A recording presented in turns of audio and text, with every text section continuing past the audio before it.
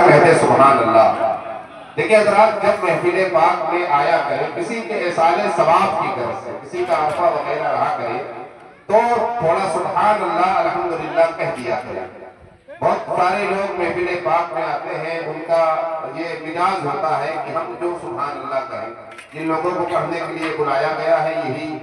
سب چیزیں کرے۔ لیکن حضرات میں آپ کو بتا دوں کہ جس سبحان اللہ کو بہت سارے لوگ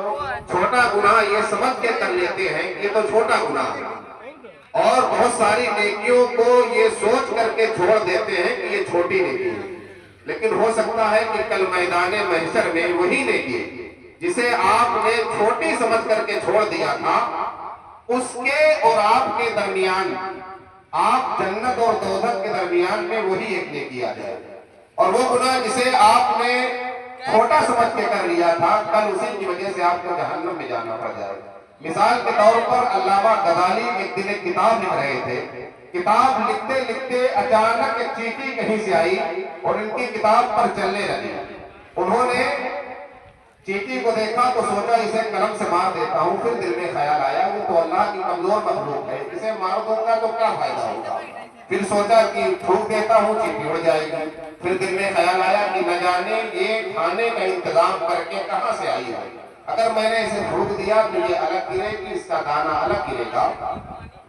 امام غزالی فرماتے ہیں کہ اتنا سوچ کر میں نے قلم رکھ دیا، جب چیٹی گزر گئی پھر قلم اٹھایا۔ اس کے بعد جب امام غزالی کا انتقال ہوا تو کسی نے خواب میں امام غزالی کو دیکھا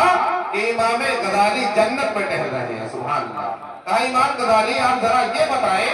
کہ آپ کو جنت کیسے ملی؟ تو امام غزالی کہتے ہیں کہ میں نے نیک کام کیے، اللہ نے میرے درجات بلند کیے، میں نے نمازیں پڑھی، اللہ نے درجات بلند کیے، میں نے کتابیں لکھی، اللہ نے درجات بلند کیے، لیکن ان سب چیزوں کی وجہ سے مجھے جنت نہیں ملی، بلکہ میرا رب فرماتا ہے کہ یہ غزالی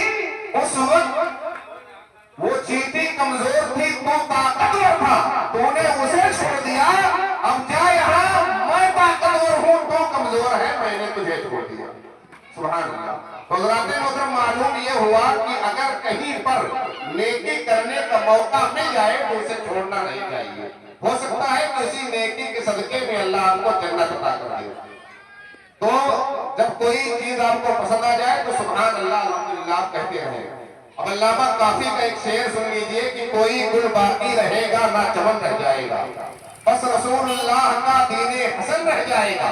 ہم سفیر و باغ میں ہے کوئی دم کا چہچہا، بلبلیں اڑ جائیں گی سونا چمن رہ جائے گا،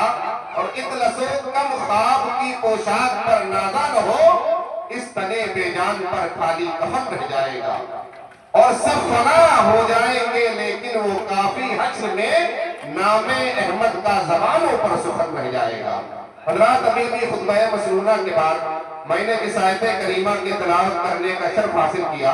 رب تبارک و تعالیٰ قرآن مجید میں ارشاد فرماتا ہے الذی خلق الموت والحیات لیبلوکم ایکم احسن عملا، کہ ہم نے موت اور زندگی کو پیدا کر کے تمہیں آزمایا ہے،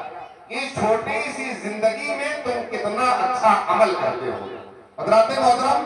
میں آپ کو بتا دوں کہ آپ کو دنیا میں بہت سارے لوگ ایسے مل جائیں گے جو اسلام کا انکار کرتے ہیں، قرآن کا انکار کرتے ہیں، جنت دوزخ کا انکار کرتے ہیں، جزا اور سزا کا بھی انکار کرتے ہیں، لیکن آپ پوری دنیا میں کہیں ایک ایسا شخص ڈھونڈ کر کے دکھا دے جو موت کا انکار کرتا ہے۔ یعنی موت پر ہر شخص کو یقین ہے، وہ کسی بھی دھرم کا ہو، کسی بھی عہدے پر ہو، ہر چیز کا آدمی انکار کرتا ہے، یہاں تک کہ لوگوں نے تو خدا کا بھی انکار کر دیا کہ خدا نہیں ہے، لیکن موت پر کسی کا اختلاف نہیں ہے، ہر شخص یہ جانتا ہے کہ موت آنے والی ہے۔ لیکن اب ذرا آپ یہ بتائیں کہ ہم جب موت پر اتنا پکا ہمارا اور آپ کا یقین ہے تو پھر ہم نے موت کے لیے آج تک کوئی تیاری کیوں نہ کی؟ اگر ہم دیکھیں گے تو ہمارے جتنے بھی کام ہوں گے وہ سب دنیا کے لیے ہوں گے، یہاں تک کہ